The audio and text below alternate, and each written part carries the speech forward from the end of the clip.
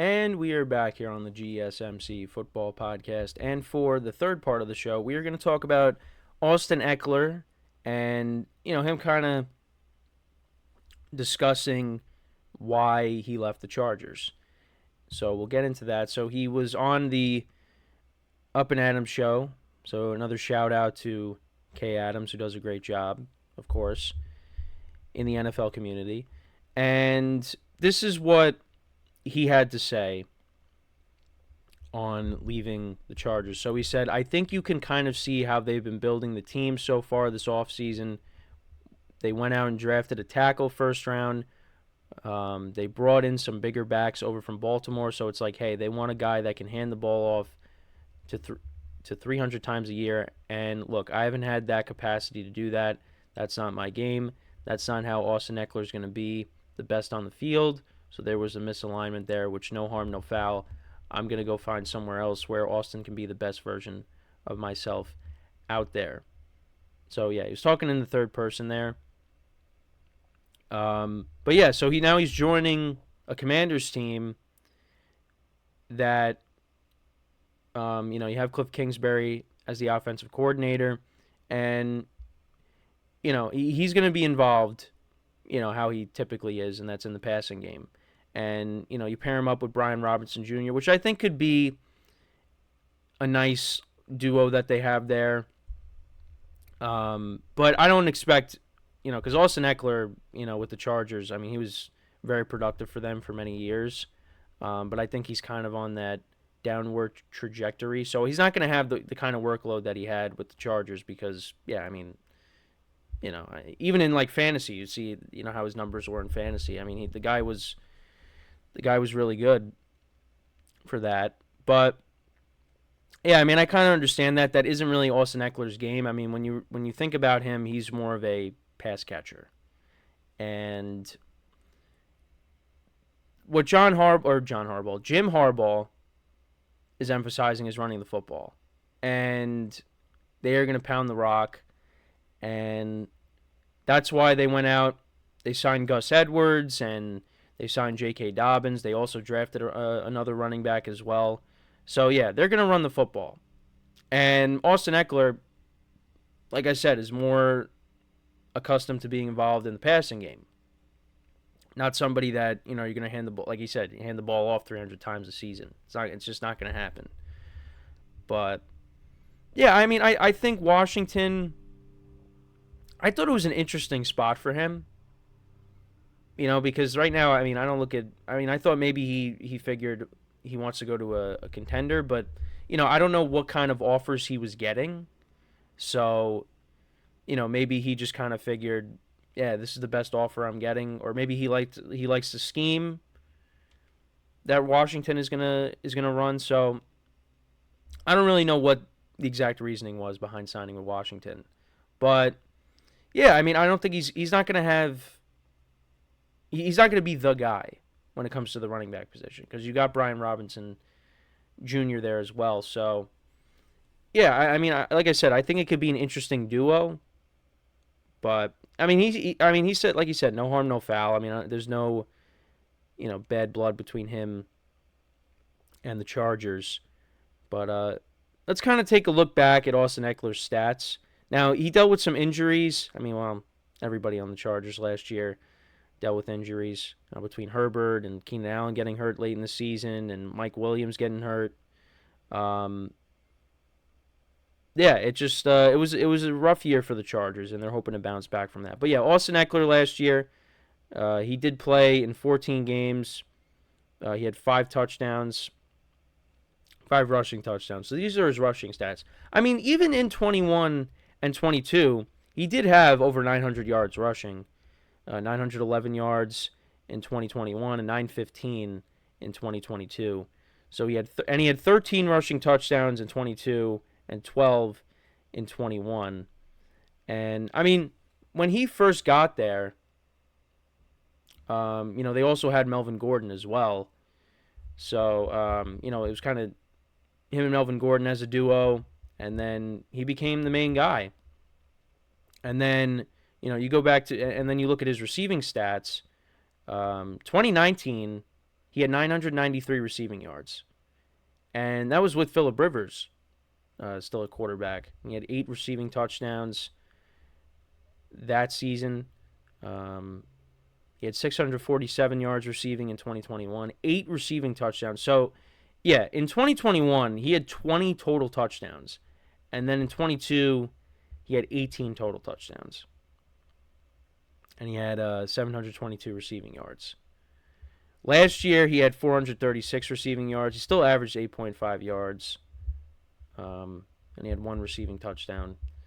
But, yeah, I'm curious to see how he's going to be with the Commanders. They have a rookie quarterback now.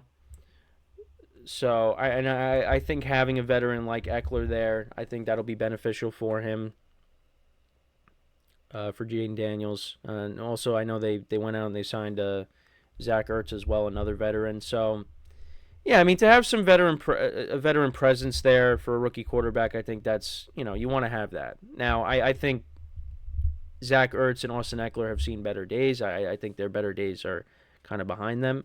I mean, I still think Eckler's got a little bit left in the tank. Ertz has kind of dealt with injuries, and I don't know. He's not. I mean, Ertz is not the same tight end he was in Philly. I mean, I think he was still decent with the Cardinals. I don't know what kind of role he's going to have. I don't know how effective he's going to be, but like I said, I think having veteran presence there is good for the rookie, and you got Terry McLaurin as well.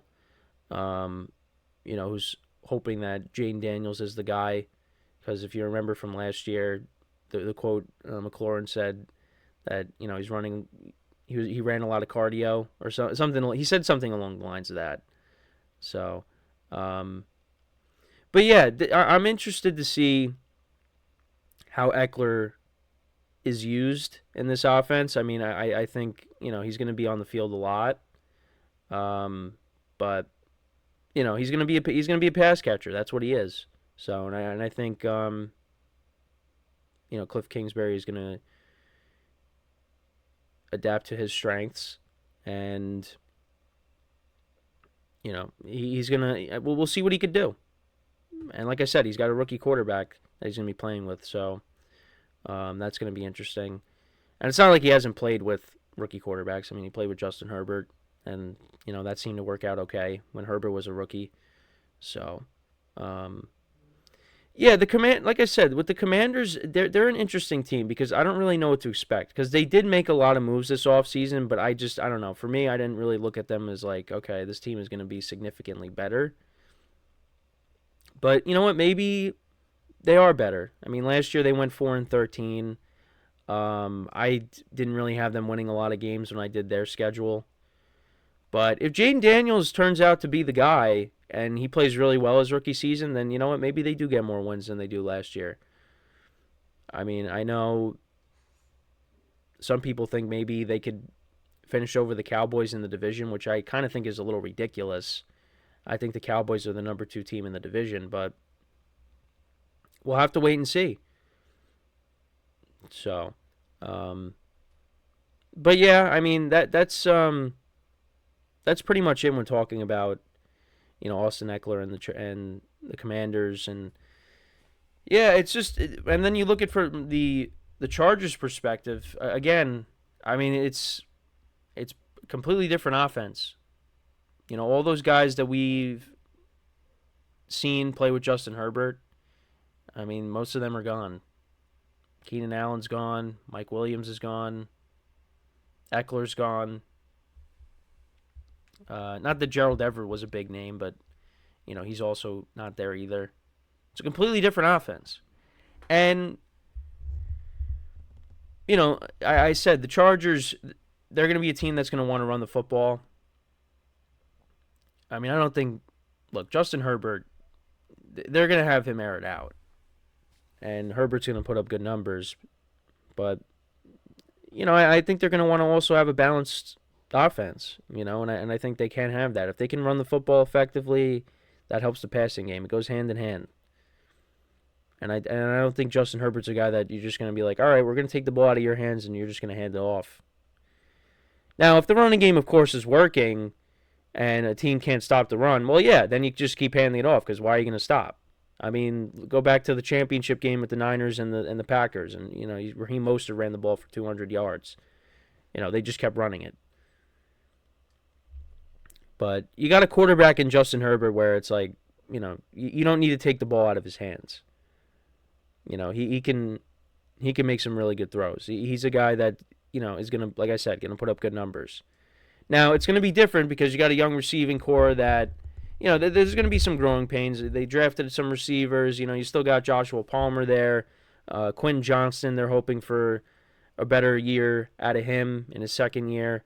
So it's gonna be different without the other guys that I just mentioned, including Ekeler. So I feel like Ekeler leaving was probably like I mean, I thought they should have kept Keenan Allen. They should have figured out a way to keep him. I feel like Ekeler they'll be fine without. Mike Williams, same thing. But yeah, Keenan Allen, I felt like they should have tried to do better and keep him. But it was tough. So I don't know. That's just my thoughts on that.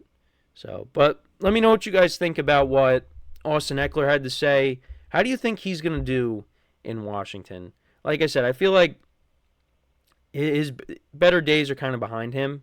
I mean, I still think he could be somewhat impactful with the Commanders in the passing game. He's not going to be the guy. They got other running backs there, like I said, Brian Robinson Jr. So, like I said, that was an interesting spot for him. So we'll see how he does. And how do you think are the Chargers going to miss Austin Ekeler, or do you think they're going to be fine with basically the Ravens' backfield? Let me know in the comments. So we are going to take our next break.